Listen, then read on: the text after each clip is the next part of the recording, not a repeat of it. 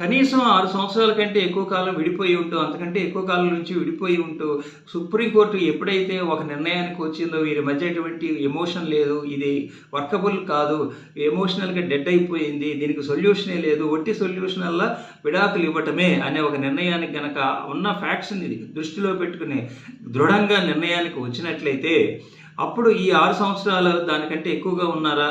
అలాగే అసలు వీళ్ళ మధ్య ఉన్నటువంటి ఆరోపణలేంటి?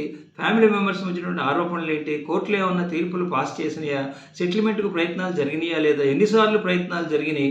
ఇలాంటి అనేక విషయాలు, వాళ్ళ యొక్క ఆర్థిక, సోషల్ స్టేటస్ ఏంటి? పిల్లల పరిస్థితి ఏంటి? వాళ్ళ చదువు ఏంటి? వీళ్ళన్నింటినీ దృష్టిలో పెట్టుకుని ఈ నిర్ణయానికి కనుక వచ్చినట్లయితే ఇట్ ఈస్ అన్వర్కబుల్, ఇర్రిట్రీవబుల్లీ బ్రేక్ డౌన్, శాశ్వతంగా బంధం తెగిపోయింది అనే నిర్ణయం కనుక వచ్చినట్లయితే వాళ్ళతో తప్పులతో సంబంధం లేకుండా ఆర్టికల్ 142ను ఉపయోగించి వివాహాన్ని రద్దు చేయవచ్చు అని చెప్పి శిల్పా శైలేష్ కేసులో కోర్టు